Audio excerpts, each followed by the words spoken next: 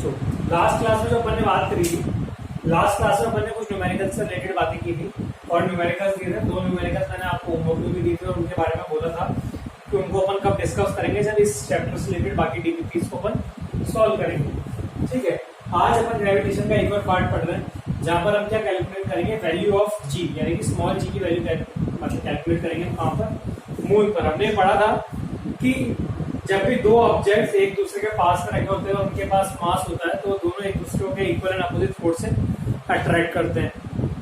ठीक है, फिर हमने देखा था कि जब हम अर्थ पे हैं, ठीक है, तो और अर्थ पे जब भी कोई ऑब्जेक्ट गिर रहा होता है, यानी कि पेन को मैं ड्रॉप करूंगा तो नीचे आ रहा है। नीचे क्यों आ रहा है? क्योंकि जो फोर्स ऑफ अट्रैक्शन है किसका, अर्थ का, वो इसको कहां पर खींच रहा है, इसके सेंटर की तरफ खींच रहा है। किसके सेंटर की? अर्थ के सेंटर की। मैं इसका अर्थ की बात करूं, ठीक है, कोई भी ऑब्जेक्ट में अर्थ के पास से, यानी कि अर्थ के सरफेस की बात कर रहा हूँ मैं, कोई ये अर्थ के सरफेस की बात कर रहा हूँ यहाँ पर। ठीक है, यहाँ से अगर मैं किसी भी आइटम को या किसी भी ऑब्जेक्ट पे ड्रॉप करता हूँ तो कहाँ पर जाता है? अर्थ पे जाके गिर जाता है। मैंने किसी बॉल को उछाला, वो भी नीचे आ जाएगा। किसी पेन को, किसी टेबल, किसी भी चीज को अगर मैं ऊपर प्रोजेक्ट कर रहा हूँ तो कहाँ पर आके गिर जाता है? वो अर्थ पे आकर गिर जाता है। और ऐसा क्यों होता है? क्योंकि जो अर्थ है वो क्या कर रहा है, स्मॉल जी से, यानी कि ग्रेविटी जो है वो उससे क्या कर रहा है, उस प्रोडक्ट को अपनी तरफ खींच रहा है। ठीक है, ऐसे अगर हम बात करें तो जिस तरीके से अर्थ के पास ग्रेविटी है उसी तरीके से जो बाकी प्लैनेट्स हैं या बाकी सैटेलाइट्स हैं या बाकी ऑब्जेक्ट्स हैं उन सबके पास भी क्या है, अपनी अपना ग्रेविटी है। तो आज जो हम डिस्कस कर रहे हैं वो डिस्कस करेंगे कि जो मून की ग्रेविटी है वो क्या है। तो वैल्यू डाल लीजिए, टॉपिक डाल लीजिए, sorry, value of small g on value of small g on the surface of the moon, on the surface of the moon। ठीक है, हम सबको फॉर्मूला तो याद ही है जो हमने लास्ट में डिड्यूस किया था, एक जो स्मॉल जी की वैल्यू निकाली थी, capital G small M upon R square. ठीक है, तब हमने ये जो बताया था कि वहां पर जो कैपिटल एम है वो मास ऑफ द अर्थ था और जो आर है, कैपिटल आर लिया था हमने उस समय, ये क्या था कि रेडियस ऑफ द अर्थ थी। अब जब हम मून की बात कर रहे थे इसको जीएम कर देते हैं, इसको भी एम कर देते हैं, इसको भी एम कर देते हैं। अब ये जो ग्रेविटी है किसकी हो गई? ये मून की हो गई। ये मास किसका हो गया? मून का। और रेडियस हो गया किसका? मून का। ठीक है, तो इनकी वैल्यूज लिख लेते हैं। इनकी वैल्यूज क्या है? पहले तो कैपिटल जी की वैल्यू करते हैं, 6.67 इंटू 10 की पावर -11 न्यूटन मीटर स्क्वायर पर केजी स्क्वायर। ये वैल्यू तो कांस्टेंट है पूरे यूनिवर्स में, कहीं भी चल जाए। इसके बाद बचता है आपके पास मास ऑफ द मून और रेडियस ऑफ द मून। ठीक है, अब मास ऑफ द मून की अगर बात करें तो वो होगा हमारे पास कुछ 7.4 इंटू 10 की पावर 22 केजी, 7.4 इंटू 10 की पावर 22 केजी। और रेडियस की बात करें तो रेडियस है हमारे पास 1.75 इंटू 10 की पावर 6 मीटर, 1.75 इंटू 10 की पावर 6 मीटर। ठीक है, ये हमारे पास ग्रेविटेशनल कांस्टेंट है। ये मास ऑफ दी क्या है? मून है, जो कि है 7.4 इंटू 10 की पावर 22 केजी। और फिर ये radius of the mass moon, sorry, जो है हमारे पास कितना, 1.75 इंटू 10 की पावर 6 मीटर। चाहे तो आप यहाँ पे लिख भी लीजिए, this is mass of the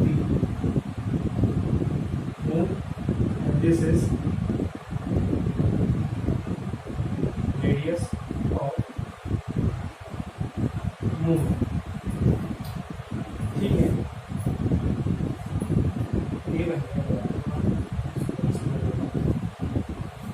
ठीक है, तो ये तो हो गया हमारे पास क्या, यूनिवर्सल कांस्टेंट।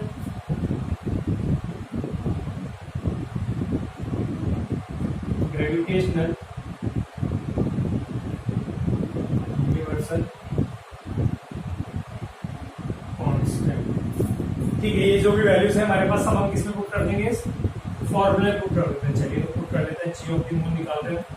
कैपिटल जी की वैल्यू क्या है हमारे पास? 6.67 इंटू 10 की पावर -11 इंटू जो मून का मास है उसकी वैल्यू पुट करें 7.4 इंटू 10 की पावर 22 केजी अपॉन जो रेडियस ऑफ द मास है उसका स्क्वायर, तो 1.75 into 10 की पावर 6 का स्क्वायर।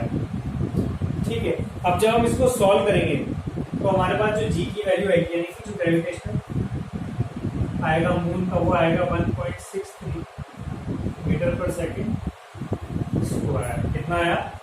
1.63 मीटर पर सेकेंड स्क्वायर। बात समझ में आ रही है आपको कि क्या करा अपन ने? ठीक है, अब ये तो थी नॉर्मल सी चीज की सर ये हमारे क्या काम आना है। हाँ, तो बिल्कुल ये कोई काम नहीं आना है। जो काम आने वाला है वो चीज क्या है, अगर उसके बारे में बात करें तो वो है ratio of G moon upon G earth. यानी कि जो मून का ग्रेविटेशनल पुल है और जो अर्थ का ग्रेविटेशनल पुल है उसका क्या इफेक्ट है या क्या रेशियो है, ये हमारे काम की चीज है। ठीक है, तो वैल्यूज पुट करते हैं, हमको पता है क्या क्या है। जो मून है वो भी हमने निकाला 1.63 मीटर पर सेकेंड स्क्वायर, और जो अर्थ का है वो कितना 9.81 मीटर पर सेकेंड स्क्वायर। जब इसको सॉल्व करेंगे तो ये जो रेशियो आता है जी मून अपॉन जी अर्थ का, ये आता है हमारे पास 1/6। 1/6 ये बोल दीजिए कि G moon equals to 1/6 of G earth, या ये भी बोल सकते हैं कि G of earth is 6 times of G of moon. बात समझ में आ रही है आप सबको क्या करा अपन ने यहाँ पर? ठीक है, तो अब ये क्या है, इसका क्या मतलब है? तो ये अभी हम जब मास और वेट पढ़ेंगे तो हम देखेंगे कि जो मास या वेट होता है, जो वेट होता है, ये तो सबने नोट कर ही लिया होगा। इसके बाद वही टॉपिक आता है हमारा मास और wait.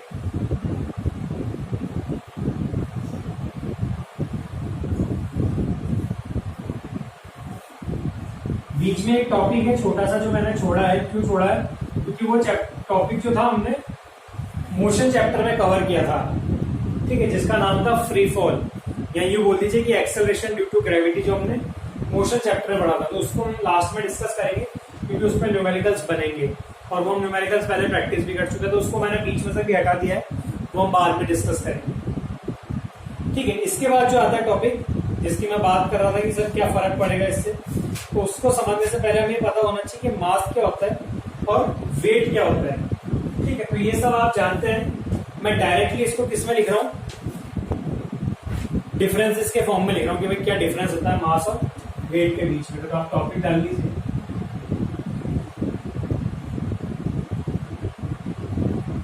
Difference between mass weight. यहाँ पे मैं लिख देता हूँ मास, यहाँ पे मैं लिख दिया वेट। ठीक है, अगर मास की डेफिनेशन की बात करूँ तो जब हमने इनर्शिया पढ़ा था तो वहां पर मास की डेफिनेशन की बात की थी हमने कि भाई होता क्या है मास। ठीक है, जब हमने किसकी बात करी थी? इनर्शिया की बात करी थी, तो हमने मास के बारे में पढ़ा था कि मास होता क्या है। तब हमने बोला था कि जो मास है वो क्या है, ये बताओ क्या है? हाँ भाई इसी का दीपेश, क्या है मास?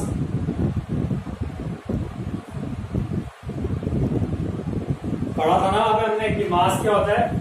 Measure of inertia. अगर मास की बात करें तो क्या है? Measure of inertia. वहां पे हमने पढ़ा था कि किसी ऑब्जेक्ट के पास जितना ज्यादा मास होगा उतना ज्यादा क्या होगा उसके पास? इनर्शिया होगा। तो क्या है mass? Measure of its inertia. ठीक है, मास क्या है? Measure of its inertia. ये चाहे तो हम दूसरी डेफिनेशन ले सकते हैं कि quantity of matter possessed by the body. ये भी आपकी एक डेफिनेशन दी हुई है। और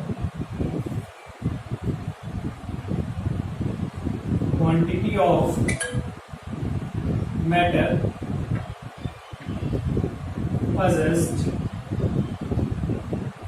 by the body। quantity of matter possessed by the body।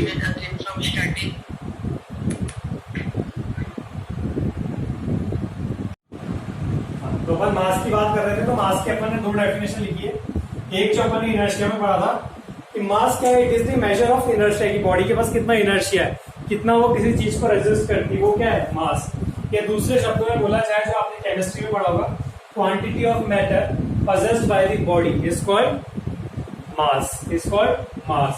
जो mass है, जब पहले mass को कंप्लीट करते हैं फिर अपन वेट पे आएंगे. सेकेंड जो mass है उसको अपन डिनोट करते हैं, denoted by small m, denoted by small m. ठीक है. अगर इसकी यूनिट की बात करें तो मास को हम हमेशा किलोग्राम्स में डिनोट करते हैं. किलोग्राम ऐसा यूनिट है इसकी, किलोग्राम. ठीक है, जिसको हम केजी लिखते हैं, ये इसकी ऐसे यूनिट है. 4 पॉइंट की बात करें तो ये जो मास है, इसके पास सिर्फ और सिर्फ हमने स्केलर्स और वेक्टर्स पढ़ा है. तो अगर मास की बात करें तो जो मास है it is a scalar quantity. It is a scalar quantity. ठीक है. इसके अलावा अगर मास की बात करें तो हम कहीं भी चले जाएं, किसी भी प्लेनेट पे चले जाएं, ठीक है, जो ऑब्जेक्ट का मास है वो हमेशा क्या रहता है, सेम रहता है. यानी कि अगर मैं यहाँ पे बात करूं, पानी के अंदर चला जाऊं, ठीक है, किसी गैस के अंदर चला जाऊं, किसी मेटल के अंदर घुस जाऊं, या बाहर यूनिवर्स में किसी दूसरे प्लेनेट पे चल जाऊं. मान लीजिए मैं सैटर्न पे चला गया, वीनस पे चला गया, या मान लीजिए कैसे तैसे मैं बच गया और मैं सन पे भी चला गया, तो भी जो मेरा मास है ना वो फिक्स रहेगा. मान लीजिए अगर मेरा मास 5 kg है तो 5 kg सब जगह रहने वाला है. तो यहाँ पे जो 5th पॉइंट है वो हम लिख सकते हैं कि जो mass of a body, mass of a body, mass of body remains constant. Mass of a body remains constant. और जोड़ सकते हैं at all places, यानी कि सब जगह पर क्या है उसकी वैल्यू जो रहेगी वो क्या रहने वाली है, कांस्टेंट रहने वाली है. ठीक है. इसके बाद अगर बात करें तो जो मास है वो कभी जीरो नहीं होगा. अगर कोई ऑब्जेक्ट है, अगर कोई ऑब्जेक्ट एग्जिस्ट करता है तो उसके पास मास होगा ही होगा. ठीक है. अगर कोई ऑब्जेक्ट है तो उसके पास मास होगा ही होगा. यहाँ पर लिख सकते हैं मास कैन नेवर बी जीरो. ठीक है. मास कभी भी जीरो नहीं होगा. और इसके अलावा एक जो लास्ट पॉइंट बचता है वो ये बचता है, कहाँ पे लिखा जाए उसको, तभी उसको लास्ट में लिख लेंगे अपन. ठीक है. तो ये हो गई मास के बारे में बात. अगर मैं बात करूं कि मास को मेजर किससे करते हैं, ठीक है, मास को मेजर किससे करते हैं, तो हम इसके लिए बोलेंगे कि हम इसके लिए बीम बैलेंस यूज करते हैं. क्या यूज करते हैं, बीम बैलेंस. यहाँ पे लिख लीजिए, मैं यहाँ लिख देता हूँ. जो मास टॉपिक है इसको मैंने यहाँ पे शिफ्ट कर दिया और यहाँ पे मैं 7th पॉइंट लिख रहा हूँ. It is measured by using a beam balance. beam balance आप सबने देखा होगा. beam balance जो पुराने के वो यूज करते थे, क्या बोलते, सब्जी वाले, ऐसे तराजू टाइप का. ठीक है. जिसमें एक तरफ इधर कुछ लगा रहता था, एक तरफ इस तरफ लगा रहता था. ठीक है. तो उससे हम इसको मेजर करते हैं, उसको हम बोलते हैं बीम बैलेंस. ठीक है. इसकी अगर हम बात करते हैं वेट की. ठीक है. तो अगर वेट की बात करें तो वेट को हम पहली बात तो डिनोट किससे करते हैं, ये सेकंड पॉइंट है यहाँ पे हमारे पास. तो वेट को हम डिनोट करते हैं, डिनोटेड बाय कैपिटल W. ठीक है. और अब बात करते हैं इसकी डेफिनेशन की. सर वेट होता है क्या. ठीक है. तो जिस फोर्स से अर्थ ने हमको अपनी तरफ अट्रैक्ट किया है, जिस फोर्स से अर्थ ने अपने आप को, मतलब सॉरी, जिस फोर्स से अर्थ ने मुझे अपनी तरफ अट्रैक्ट किया है, उस फोर्स को हम क्या बोलते हैं, मास बोलते हैं. क्या, सॉरी, वेट बोलते हैं. हमने अभी न्यूटन्स लॉ में सेकंड वो पढ़ा था, सेकंड लॉ. ठीक है. तो सेकंड लॉ क्या बोल रहा था कि F इक्वल्स टू क्या था, ma. ये पढ़ा था हमने, F equals to ma, second law, Newton second law. ठीक है. अब मैं क्या बोल रहा हूँ, जो फोर्स से अर्थ मेरे को खींच रही है, ठीक है, जिस फोर्स से अर्थ मुझे खींच रही है और उसकी वजह से जो एक्सेलरेशन था, उस एक्सेलरेशन को हमने क्या बोला था, g बोला था, ग्रेविटी. ठीक है. तो अगर इस m की जगह मैं g से रिप्रेजेंट कर दूं तो ये जो F इक्वल्स टू mg है, ये एक्चुअली में क्या बन गया है, F इक्वल्स टू W बन गया है.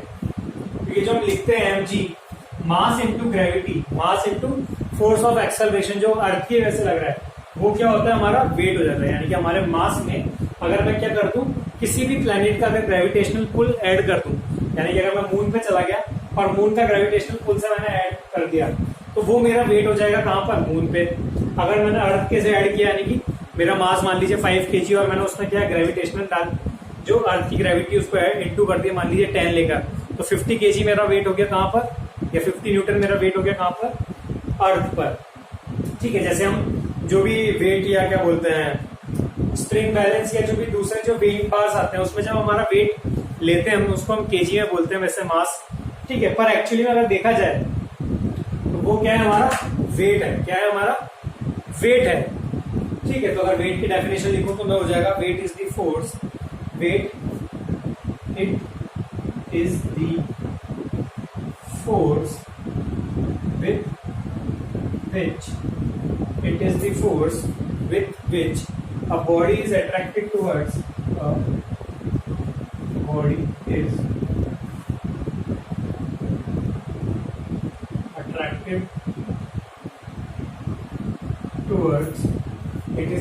with which a body is attracted towards the center of the earth, towards the center of अर्थ। ठीक है, तो वो क्या कहलाता है, वेट। इसको डिनोट किससे करते हैं, कैपिटल डब्ल्यू से। वो फोर्स जिससे क्या है, अर्थ ने हमें अपनी तरफ खींचा है, तो फोर्स क्या है, एफ, और एफ क्या होता है, एम ए, और यहाँ पे जो ए की वैल्यू है वो कौन सी, ड्यू टू ग्रेविटी, तो हमने उसको एम ए की जगह क्या कर दिया, एम जी कर दिया। ठीक है, इसके बाद अगर हम इसकी यूनिट की बात करें, ठीक है, तो क्योंकि ये फोर्स है तो इसकी यूनिट क्या हो जाती है, ऐसे यूनिट की बात करें तो हो जाएगा हमारे पास न्यूटन। फोर्थ पॉइंट की बात करें हमने, it is a scalar quantity, तो अगर हम वेट की बात करें तो यहाँ फोर्स है, फोर्स कैसी क्वांटिटी, वेक्टर क्वांटिटी, तो ये हो जाता है हमारे पास it is a vector quantity. तो आपसे कोई पूछते कि सर इसकी डायरेक्शन क्या होगी, तो इसकी डायरेक्शन वही होगी जो कि किसकी है, ग्रेविटी की। ग्रेविटी हमेशा कहाँ लगती है, नीचे, towards the centre of the earth, यानी कि डाउनवर्ड्स। तो जो यहाँ पे वेट की या फोर्स की जो डायरेक्शन होगी वो कहां पर होगी, डाउनवर्ड्स होगी। ठीक है, फिर आता है mass of the body remains constant at all places. तो ये नहीं हो सकता है, क्यों, क्योंकि जो जी की वैल्यू है, हम दूसरे प्लेनेट पे जाएंगे तो जी की वैल्यू क्या हो जाएगी, चेंज हो जाएगी। जैसे भी हमने इससे प्रीवियस में देखा था कि जो अर्थ पे जी की वैल्यू थी वो कितनी थी, 9.81, और जब हम मून पर गए तो वहां पर कितनी हो गई, 1.63। तो अगर किसी पर्सन का वेट अगर हम एवरेज ले तो 1.63 को हम 2 ले सकते हैं, और 9.81 को क्या लिया जा सकता है, 10 लिया जा सकता है। तो अगर किसी पर्सन का वेट अर्थ पे 10 kg है तो मून पे कितना हो जाएगा, वो 2 kg हो जाएगा। कितना हो जाएगा, 2 kg हो जाएगा। कैसे हो जाएगा वो अभी हम एग्जाम्पल लेके देखेंगे। ठीक है, तो अगर हम बात करें तो जो पर्सन का वेट है वो प्लेस टू प्लेस चेंज होता है। तो जो 5th पॉइंट हो जाएगा, weight changes from place to place. इसके बाद 6 पॉइंट की बात करें, mass can never be zero, पर जो वेट है वो जीरो हो सकता है। ठीक है, weight of the body becomes zero. ठीक है, यहाँ पे लिखा जा सकता है वेट जो है वो जीरो हो सकता है। Weight of a body can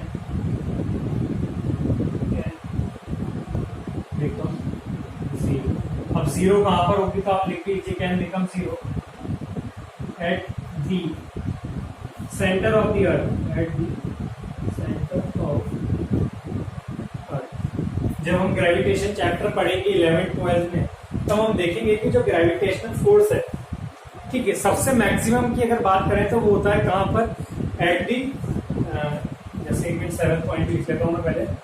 7th point था कि इसको मेजर कैसे करेंगे, तो इसको जो वेट है उसको मेजर करते हैं स्प्रिंग बैलेंस से। ठीक है, तो यहाँ पे लिख देता हूं मैं, मेजर्ड बाय स्प्रिंग बैलेंस। ठीक है, तो ये हो गया हमारे पास मास और वेट की बात। ठीक है, हमने सब बातें यहाँ पे कवर करने की कोशिश की है कि जो मास है वो एक्चुअली में क्या है, मेजर ऑफ इनर्शिया किसी बॉडी को कितना रेजिस्ट करेगा। ये बात कौन बताएगा, ये उसका वेट बताएगा, उसका मास बताएगा।